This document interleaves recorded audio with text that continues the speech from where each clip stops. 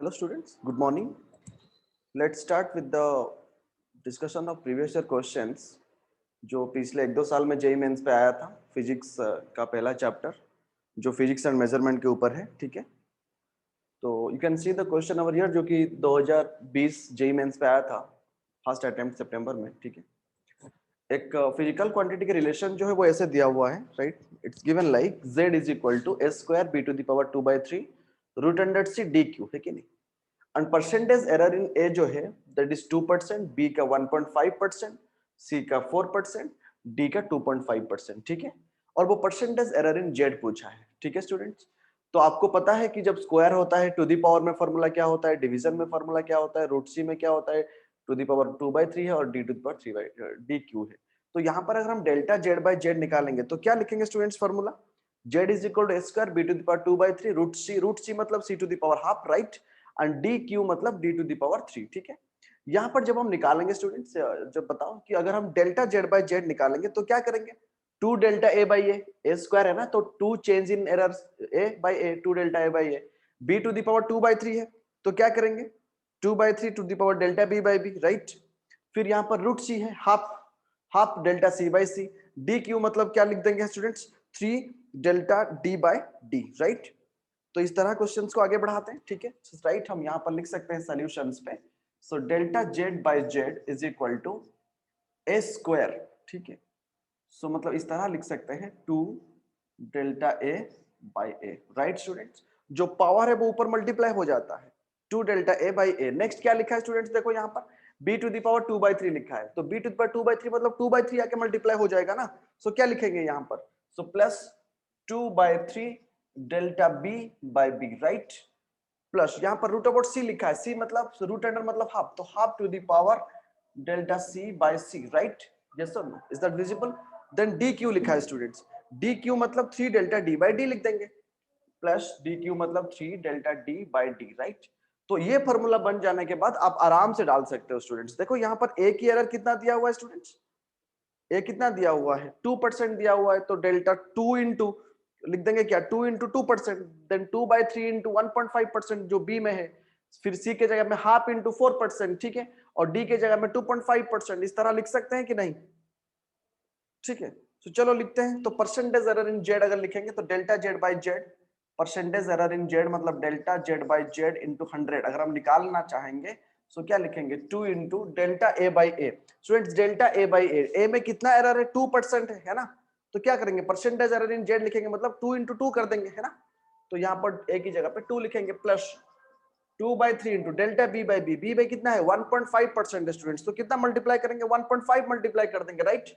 So multiply 1.5 plus सी में क्या है हाफ इंटू सी में क्या है, सी इज राइट 4%, तो 4 मल्टीप्लाई कर देंगे, प्लस 3 इंटू डी का कितना परसेंटेज है 2.5% है, राइट। 2.5 मल्टीप्लाई कर देंगे तो 2 इंटू 2 4, 2 इंटू 1.5 3/3 1 है ना, फिर टू 2 और यहाँ पर 3 इंटू 2.5, पूरा को सॉल्व कर दो स्टूडेंट्स, देखो क्या आएगा ऑप्शंस में जो दिया हुआ है दैट इज 14.5% आ जाएगा आपका आंसर। तो percentage error in Z, so we can write percentage error in Z is equal to कितना होगा स्टूडेंट्स 2 2 4, देन वो हो गया 5, 5 प्लस 2 7, 7 3.25 है कि नहीं, सो that is 14.5%, right. 14.5% is the percentage error in Z, right? ये क्वेश्चन 2020 में आया था, ठीक है। सी ये क्वेश्चन सिग्निफिकेंट फिगर से आया था, ठीक है। Just it was question in 2020, ठीक है। सेकंड शिफ्ट में जो एग्जाम होता है 6 सितंबर को जो टेस्ट हुआ था दूसरे दिन पे, उस दिन आया था ये क्वेश्चन, ठीक है। स्टूडेंट्स ये क्वेश्चन पे ऐसा दिया हुआ है कि a student measuring the diameter of a pencil of circular cross section with the help of a vernier scale, मतलब एक पेंसिल की सर्कुलर डायमीटर को एक स्टूडेंट ने मेजर किया, ठीक है, और उसको क्या क्या रीडिंग्स मिला, ये मिला 5.5 नॉट mm मिला वर्नियर कैलिपर से, सेकंड मिला 5.55, ये 5.56, ये तीन ऑब्जर्वेशन उसको मिला, ठीक है। और the average of this four readings, इस तीनों का अगर हमने एवरेज निकाले तो हमें एवरेज ये मिला कि 5.5375 mm, राइट। और स्टैंडर्ड डेविएशन भी दिया हुआ है डाटा पे, दैट इज 0 पॉइंट, आप देख सकते हो यहाँ पर it is given 0.07395, right, that is the standard deviation, है कि नहीं। और वो पूछ रहा है अगर ये है तो average diameter of the pencil कितना होगा, ठीक है। स्टूडेंट्स एक्चुअली ये सिग्निफिकेंट फिगर वाला क्वेश्चन है, ठीक है। स्टूडेंट्स देखो जो एवरेज डायमीटर दिया हुआ है दैट इज 5375, ठीक है। 5375 जो दिया हुआ है एवरेज डायमीटर है कि नहीं, अगर डायमीटर में एवरेज की बात करूं so that will be how much. Student अगर मैं इसका सिग्निफिकेंट फिगर लिखूंगा 5.5375 so definitely it will B 5.5 और ये जो टू डिजिट तक अगर लेंगे तो ये 5 के बाद है तो ये वाला 3 क्या हो जाएगा 5.54 mm, राइट। तो स्टूडेंट एवरेज डायमीटर जो है वो हो गया 5.54 डायमीटर, राइट। अगर एवरेज 5.54 डायमीटर हो गया, ठीक है, फिर स्टैंडर्ड डेविएशन कितना दिया हुआ है स्टूडेंट्स, 0 पॉइंट स्टैंडर्ड डेविएशन को यहाँ पर दिया हुआ है 0.07395, ठीक है। तो अगर मैं स्टैंडर्ड डेविएशन की बात करूं स्टूडेंट्स, क्योंकि हमेशा जो जो मेजरमेंट एरर होता है उसके साथ ही स्टैंडर्ड डेविएशन रहता है, ठीक है, उसके साथ ही स्टैंडर्ड डेविएशन रहता है। तो स्टैंडर्ड डेविएशन डेल्टा डेविएशन मतलब डेल्टा डी ले लेते हैं, so that is equal to 0.735 ना, अगर मैं उसका अप्रोक्सीमेट वैल्यू लिखूं तो क्या लिखूंगा मैं 0.07, right. This is the standard deviation. तो मुझे डी एवरेज मिल गया 5.54 mm और मुझे स्टैंडर्ड डेविएशन मिल गया 0.07 mm, correct.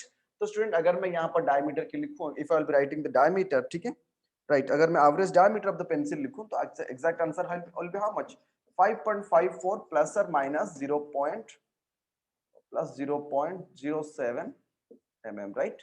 So this is the required option, ठीक है, just write it 5.554 plus or minus 0.07 mm. This is the actual diameter of the pencil, right. Students देखो ये क्वेश्चन पे दिया हुआ है, ठीक है। In the question it is given that ये 2020 में आया था 8 जनवरी पे आया था ये क्वेश्चन, ठीक है, सेकंड शिफ्ट पे। A simple pendulum is being used to determine the value of gravitational acceleration. Students, you know simple pendulum का टाइम पीरियड का फॉर्मूला क्या होता है? What is the formula for time period of simple pendulum? T is equal to 2 pi root under L by G, ठीक है। मैंने simple pendulum को लेके एक्सपेरिमेंटली डिटरमाइन करने को कोशिश किया। L is length of the pendulum and G is acceleration due to gravity, ठीक है। तो उसने दिया हुआ है simple pendulum is being used to determine the value of gravitational acceleration G at a certain place, ठीक है। and the length of the pendulum is 25 centimeter, length जो दिया हुआ है वो 25 centimeter दिया हुआ है क्वेश्चन पे, and a stopwatch with 1 second resolution, stopwatch जो है वो हर एक सेकंड हम मेजर कर सकते हैं उस पे, the resolution is 1 second, ठीक है, measures the time taken for the 40 oscillations to be 50 seconds, ठीक है। तो टाइम पीरियड जो है वो कितना है 40 oscillations करता है 50 सेकंड पे, समझ पा रहा है स्टूडेंट्स। तो टाइम पीरियड निकाल सकते हो, time period is number of oscillations in a minute is frequency, yes or no, and the accuracy हमें निकालना होगा, ठीक है। चलो स्टूडेंट्स देखते हैं।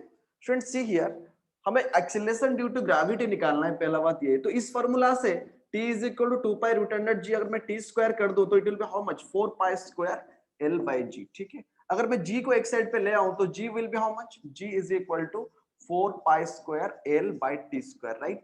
स्टूडेंट्स ये कांस्टेंट है, 4 पाई स्क्वायर इज कांस्टेंट, ठीक है। तो what is going to be the parameter that is going to affect, that is length and time period, ठीक है। और वो क्वेश्चन में पूछा है द एक्यूरेसी इन g, मतलब परसेंटेज एरर इन जी को हमें इंक्लूड करके मतलब एक्सीलरेशन ड्यू टू ग्रेविटी वहां पर कितना आएगा हमें निकालना है, ठीक है स्टूडेंट्स। तो अगर यहाँ पर मैं स्टूडेंट्स लिखूं change in G, delta G by G अगर मैं निकालूं तो how much will be L. Students देखो यहाँ पर लेंथ जो है वो ऊपर में है, सो that is delta L by L लिख सकते हैं, क्योंकि ये 4 पाई स्क्वायर कांस्टेंट है प्लस टी स्क्वायर है, ऑलरेडी आपको पता है 2 टी स्क्वायर मतलब 2 डेल्टा टी बाय टी हम लिख सकते हैं, राइट। अभी स्टूडेंट बात यह है कि हमें क्या करना है, percentage change in the accuracy in G हमें निकालना है, ठीक है। Students delta L by L पे क्या लिखेंगे, just see delta L by L है तो रिजोल्यूशन कितना है स्टूडेंट, चेंज इन लेंथ कितना हो सकता है 25 सेंटीमीटर, है कि नहीं। अगर मैं परसेंटेज में निकालूं तो how much will be the percentage, so delta L by L is equal to how much students, resolution 0.1 by 25 लिख दिए plus 2 delta T by T. Students देखो delta T by T students कितना हो जाएगा, change in time by original time से अगर लिखेंगे हम 2 इंटू 1 बाय 50, क्योंकि देखो स्टूडेंट्स यहाँ पर आपको यहाँ पर दिया गया 40 ऑसिलेशंस इन 50 सेकंड्स, राइट। 40 ऑसिलेशंस वो बनाता है 50 सेकंड पे, तो टाइम पीरियड है जो वो कितना दिया हुआ है 50 दिया हुआ है। चेंज इन टाइम को हम 1 सेकंड लेते हैं क्योंकि रिजोल्यूशन यहाँ पर 1 सेकंड दिया हुआ है, right. The resolution is given 1 second, यहाँ पर देखो measures the time 1 second resolution, stop watch जो 1 सेकंड रिजोल्यूशन में मतलब 1 सेकंड के हिसाब से वो वेरी मतलब जो है दैट इज 2 into 1 by 50 कर दिया और हमने change in length bye original length, है कि नहीं। तो delta L by L the percentage change इन ये में हम निकाल सकते हैं, इस पे दिया हुआ है। तो उसको अगर पूरा हम सॉल्व कर देंगे स्टूडेंट्स तो यूजी अगर मैं परसेंटेज निकालूं, if I will be finding the percentage, तो बताओ मुझे कितना होगा, डेल्टा जी बाई जी कितना होगा, 0.1 by 25 मतलब कितना है, दैट इज 0.4 आई थिंक, ये sir 0.4 plus 2 into L by 50, 2 by 50 है नीचे, 2 बाई 50 इंटू 1 कितना हो जाएगा स्टूडेंट्स, 4.4% हो जाएगा। तो अगर मैं परसेंटेज पे निकाल दूं, इंटू 100 कर दूं, तो इंटू 100 करने के बाद तो कितना आ जाएगा, 4.4%, राइट। तो 4.40%, ठीक है, is will be the accuracy in G, ठीक है, just see it.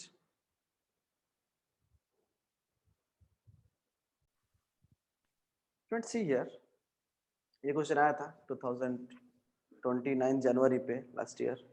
For the 4 sets of 3 physical quantities is given as below, which of the following option is correct, ठीक है। Student, data of A1 B1 C1 A2 B2 C2 A3 B3 C3 A4 B4 C4 दिया हुआ है, ठीक है। कौन सा sequence following option is correct, 3 physical quantities is given below, which of the following option is correct, इनमें से क्या ऑप्शन करेक्ट हो सकता है, ठीक है स्टूडेंट्स, यही पूछा है उसने। तो उसमें जो ऑप्शंस दिया हुआ है, पहले स्टूडेंट्स देखो, स्टूडेंट सेट 4 मतलब सेट 4 जो है, 4 सेट जो हमने दिए हैं, A1 1 2 3 4 है कि नहीं, A2 B4 C4, देखो यहाँ पर ये देखो 24.36 0.0724 256.2 24.44 16.082 240.2 25.2 19.281 और यहाँ पर देखो क्या लिखा है, A4 25 लिखा है, B4 is 236.191 and C4 is 19.5 है ना स्टूडेंट्स। तो क्वेश्चन नंबर सर 16 पे ऑप्शन बी स्टूडेंट्स अब देखो, करेक्ट। जो मतलब ये जो क्वेश्चन नंबर यहाँ पर देखो, ये जो एडिशन रूल को फॉलो कर रहा है क्या, चौथा वाला सेट जो है, नंबर 4 सेट जो है कि नहीं, वो एडिशन रूल को फॉलो कर रहा है क्या, directly A1 plus B1 plus मतलब A1 B1 C1 कभी हो सकता है is equal to A2 B2 C2 A3 B3 C3 A4 B4 C4, कभी ऐसा हो सकता है क्या, अलग अलग है, एडिशन रूल तो ऐसा नहीं होगा ना कभी। हाँ कहीं पे एक दो मतलब एक जैसा हो सकता है, बट तीनों को ऐड करने से ऐसा एक होगा क्या। तो इसीलिए यहाँ पर अगर हम देखेंगे तो हम बोल सकते हैं कि यहाँ पर जो है सेट 4 जो है वो नहीं ओबे करता है। और यहाँ पर क्वेश्चन पे पूछा which of the following option is correct, है ना, which of the following option is correct दिया हुआ है। सर ऑप्शन तो बी। क्या करेंगे स्टूडेंट्स, यहाँ पर ये तो कैलकुलेट हम नहीं कर सकते हैं, ठीक है। एक्चुअली ये इस क्वेश्चन के लिए ग्रेस मिला था उसी टाइम पे, बट यू रिमेंबर कि जब हम ऐड करेंगे स्टूडेंट्स, 24.36 दिया हुआ है, 0.0724 दिया हुआ है, 256.2 दिया हुआ है। तो उस टाइप के क्वेश्चन आपको क्यों दिया जाता है कि एक्चुअली फास्ट कैलकुलेशन के लिए, इस पे ज्यादा कुछ रॉकेट साइंस नहीं है इस क्वेश्चन पे, कि आप सिग्निफिकेंट फिगर्स पे, अगर मैं इस क्वेश्चन पे इस पे दिया हुआ है कि एरिया एक स्क्वायर का 5.29, 7 स्क्वायर का कितना होगा, सिग्निफिकेंट फिगर को यूज करके बताओ। डायरेक्टली अगर कोई मल्टीप्लाई कर देगा तो कितना आएगा बताओ स्टूडेंट्स मुझे, 5.29, अगर यहाँ पर x स्क्वायर का दिया हुआ है 5.29 इंटू 7 दिया हुआ है, तो इसको अगर मैं मल्टीप्लाई करूं तो 37.03 सेंटीमीटर स्क्वायर आएगा। तो आप 37.03 स्क्वायर मार दोगे क्या, नहीं, वो दिया हुआ है सिग्निफिकेंट फिगर को कंसीडर करके। तो मतलब क्या लिखेंगे हम, 37 centimetre square, this is the correct option, ठीक है। तो यहाँ पर जब हम अप्रोक्सीमेट निकालते हैं तो थोड़ी ना हम A1 निकालेंगे, B1 निकालेंगे, C1 निकालेंगे, बच्चों जैसा करेंगे क्या हम इसको पूरा पूरा सॉल्व करेंगे। तो what is the importance of this significant figure chapter, कि हम एक अप्रोक्सीमेट एनालिसिस पे जाते हैं। तो आप सारे चीज को कैलकुलेट करो, A1 A4 B4 C4 A1 B1 से, तो कंपेयर करके कौन सा ऑप्शन सही है। मतलब आपके कैलकुलेशन स्पीड को मेजर करने के लिए भी दिया जाता है कि एक्चुअली सिग्निफिकेंट फिगर्स का रियल लाइफ एप्लीकेशन इसको पता है कि नहीं, अप्रोक्सीमेटली वो दिमाग ही दिमाग पे कैलकुलेट करके बता सकता है कि नहीं कौन सा वाला सही है कौन सा वाला गलत है, ठीक है।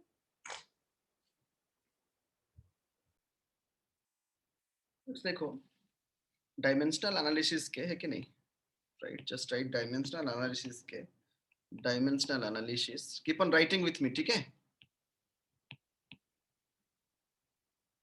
डायमेंशनल एनालिसिस की जो क्वेश्चंस आया था, ये क्वेश्चन आया था स्टूडेंट्स 2020 2 सितंबर, राइट, लेट में हुआ था थोड़ा, जेई में फास्ट शिफ्ट में आया था ये, ठीक है। क्या आया था स्टूडेंट क्वेश्चन, स्टूडेंट ऐसा दिया हुआ है, इफ स्पीड, मतलब क्वेश्चन ऐसा दिया हुआ है, राइट, इफ स्पीड, क्वेश्चन लिख दो थोड़ा, if speed v, area a and force F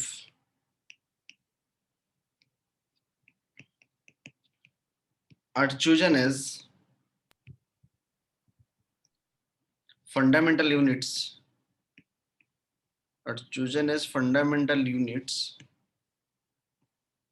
then the dimension of Young's modulus दिया हुआ है, then the dimension of Young's modulus, write the question, then the dimension of Young's modulus then the dimension of Young's modulus, right? Students, option में दिया हुआ है number F S square v to the power -1. इसके related concept में बताया हूं आपको last class में, है कि नहीं? F S yes sir.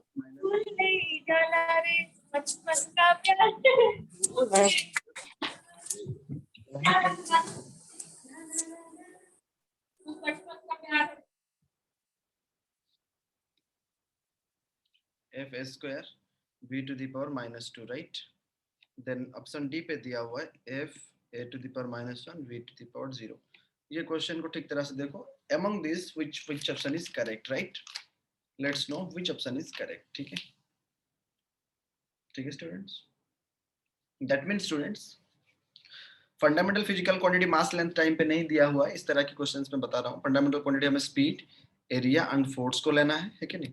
और चूजन इज फंडामेंटल क्वांटिटी. तो यंग्स मॉडुलस में क्या होगा? चलो उसके सॉल्यूशंस के ऊपर बात करते हैं. ठीक है, लेट्स सी स्टूडेंट्स. स्टूडेंट्स, अगर मैं सॉल्यूशंस की बात करूं तो यंग्स मॉडुलस मतलब let Young's modulus, we don't know how it is related. तो लेट स्पीड के साथ a to the power a, area to the power b, force to the power c, इस तरह वेरी करता है, राइट? है ना? तो अगर हम ले लेंगे तो क्या लिख सकते हैं? y is equal to k into velocity to the power a, area to the power b, force to the power c, है ना? और student physical quantity both side के लिख देते हैं. डायमेंशन फार्मूला, यंग्स मॉडुलस की डायमेंशन फार्मूला क्या है? m1 l to the power -1 t to the power -2 is the dimension formula of Young's modulus. ठीक है. और वेलोसिटी का क्या है? l t to the power -1 to the power a, राइट? एरिया का क्या है? ओनली लेंथ का square to the power b. और फोर्स का क्या है? m l t to the power -2 to the power c, right? और प्रिंसिपल ऑफ होमोजेनिटी अगर हम यहाँ पर अप्लाई करेंगे और पूरा इसको ब्रैकेट पे निकाल देना जैसे हम सॉल्व करते हैं कि नहीं, पूरा सॉल्व करके a b c का कोएफिशिएंट ऑलरेडी आप करके जो m आएगा, m का कोएफिशिएंट 1 के साथ कंपेयर करना है, टोटल l का कोएफिशिएंट -1 के साथ, और c का जो आएगा टाइम का कोएफिशिएंट उसको -2 के साथ अगर कंपेयर करेंगे तो हमें देखो यहाँ पर mc है ना, so you can see here, ठीक है, you can see students here. तो अब देख सकते हो यहाँ पर c जो है वो 1 आ जाएगा इक्वेशन पे, क्योंकि m to the power c है और यहाँ पर m टू द पावर 1 है, और यहाँ पर l to the power a हो जाएगा, l to the power 2b हो जाएगा, l to the power c हो जाएगा, है ना? तो अगर तीनों को मैं मल्टीप्लाई कर दूं, a plus 2b plus c is equal to 1 हो जाएगा, मतलब -1 हो जाएगा, क्योंकि यहाँ पर -1 है. और अभी टाइम पे चलते हैं. Time to the power minus है, चलो माइनस से लिख दिए. यहाँ पर टाइम नहीं है, -2c is equal to -2, right? और ये तीनों को आप सॉल्व कर दो. ये तीनों इक्वेशन सॉल्व करने के बाद आपको ये मिल जाएगा, a is equal to 0, b is equal to -1 and c is equal to 1, right?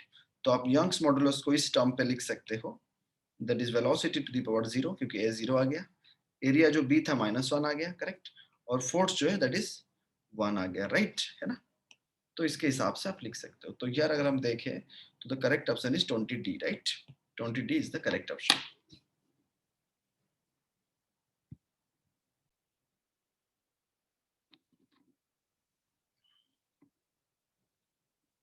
Students देखो नेक्स्ट क्वेश्चन पे ऐसा दिया हुआ है, उसी सेम टाइप का क्वेश्चन है कि नहीं, जो कि 2 सितंबर को आया था. अनदर क्वेश्चन प्रीवियस है की जो 2 सितंबर और सेकंड शिफ्ट की जेईई मेंस को आया था, सितंबर वाला, सितंबर 2020 पे जो क्वेश्चन आया था, ऐसा दिया हुआ है स्टूडेंट्स क्वेश्चन पे. अभी जो पहले वाले क्वेश्चन के उसी सेम टाइप का क्वेश्चन है कि नहीं स्टूडेंट्स? यहाँ पर किस किस को फंडामेंटल क्वांटिटीज ले लिया गया? Momentum, right? ऐसा दिया हुआ, if momentum p, area a and time t are taken to be fundamental quantities,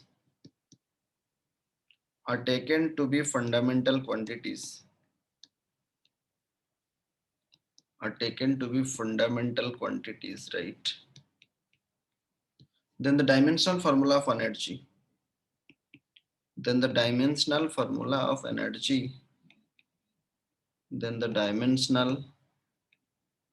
formula of energy निकालना होगा, ठीक है स्टूडेंट? जैसे ऑप्शन पे दिया हुआ है, just right m l2 t to the power -2, b पे दिया हुआ है m l0 t to the power -3, c पे दिया हुआ है m2 l0 t to the power -1, right? d पे दिया हुआ है m l t to the power -2, है ना? है कि नहीं स्टूडेंट्स? देखो तो कौन सा ऑप्शन सही होगा? जस्ट सी मी कैसे करना है इसको। ठीक है, चलो देखते हैं। स्टूडेंट्स, एनर्जी हमें नहीं पता कैसे वो डिपेंड करता है किसके साथ, मोमेंटम के साथ, पी के साथ, एरिया के साथ एंड टाइम के साथ। चलो चलो लिख देते हैं। एनर्जी जैसे हम लिखते हैं प्रोपोर्शनल टू किसका, momentum p to the power x ले लेते हैं, area to the power y ले लेते हैं, time to the power z ले लेते हैं, राइट? Yes sir no? तो अगर एनर्जी का डायमेंशन फार्मूला की बात करें स्टूडेंट्स, कितना है? m L2 t to the power -2, right?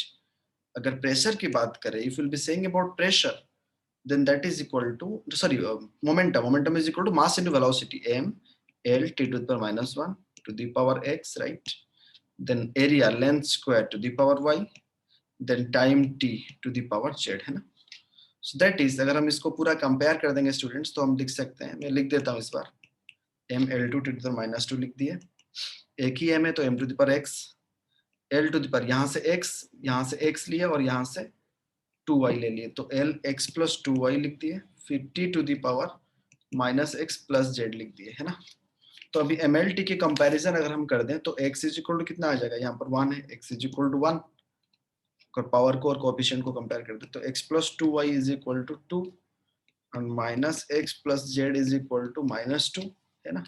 तो यहाँ से सॉल्व करके स्टूडेंट्स आप देख सकते हो कि अगर हम देखें यहाँ पर तो y इज इक्वल टू, तीनों को सॉल्व करो, सॉल्व दिस थ्री, ये सब no, you'll be getting x is 1, right?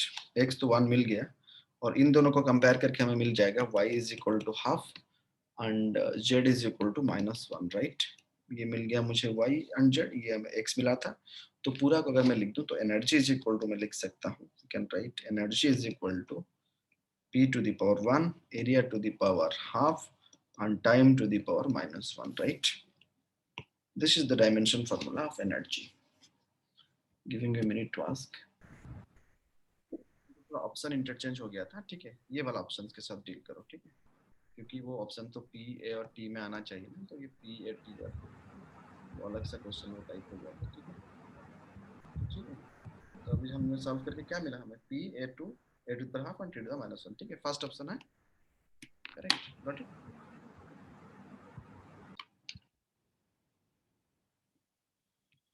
Students देखो यहाँ पर दिया हुआ है, amount of solar energy received on the earth surface per unit area, solar energy per unit area per unit time is defined as solar constant, मतलब solar constant का उसने indirectly formula दे दिया, ठीक है, तो उसका हमें डायमेंशन फॉर्मूला निकालना होगा। सोलर कांस्टेंट जो है उसका डायमेंशन फॉर्मूला क्या है? Energy by area per unit area per unit time, है ना?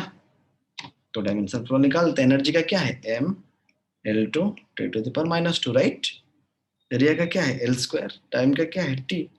थोड़ा सा सॉल्व करने के बाद हमें क्या मिल जाएगा? देखो m L0 t to the power -3, है ना? तो कौन सा ऑप्शन होगा बताओ? Second option, right? Understood? B option, just note it. Students यहाँ पर एक क्वेश्चन दिया हुआ है जो कि 2020 सितंबर पे आया था, 4 सितंबर पे। Quantity x is given as, ये मेरा x का फॉर्मूला मतलब एक्सप्रेशन है, IFV/WL टू द पावर 4, जहाँ की I है मोमेंट ऑफ इनर्शिया mr² जो होता है मास एंड डिस्टेंस r, है कि नहीं formula, force, velocity, work and length. तो x का डायमेंशन फॉर्मूला किसके साथ बराबर होगा? ठीक है, तो स्टूडेंट देखो यहाँ पर अगर मैं मोमेंट ऑफ इनर्शिया की बात करूँ student, just for now you remember I is equal to mr², है ना? mr² मतलब डिस्टेंस है, so dimension formula is m1 L square, correct? That is the dimension formula of what? Moment of inertia। तो चलो directly x का लिखते हैं, तो x इज इक्वल टू क्या दिया हुआ है? I F V square by W L to the power 4, right? तो मतलब ये क्या है? m L स्क्वायर हो गया मोमेंट ऑफ इनर्शिया के बदले में, फोर्स के बदले में हो गया m L T to the power -2, right? और L v स्क्वायर दिया हुआ है तो L T टू द -1 का स्क्वायर, राइट, है ना? All divided by W, so m L2 T to the power -2, right? Then L to the power 4, है ना? तो अगर मैं इसको पूरा को सॉल्व कर दूं तो x इज इक्वल टू क्या मिल जाएगा मुझे? m² L5 T to the power -4 divided by ml6 4 to 6 है कि नहीं, t to the power -2 पूरा सॉल्व करने के बाद मुझे क्या मिलेगा, m1 l to the -1 t to the power -2 right है ना। तो ये किसका डायमेंशन है, dimension of energy density, I think it's dimension of energy density right. क्या मिला था यहाँ पर एनर्जी का डायमेंशन, फॉर्मूला हम लिए थे ml2 t to the power -2, energy density मतलब एनर्जी पर यूनिट लेंथ, ठीक है, एनर्जी डेंसिटी मतलब एनर्जी पर यूनिट लेंथ है ना students. So it's the dimension of energy density, right? It is the dimension of energy density. It is the dimension of energy density. Just note it.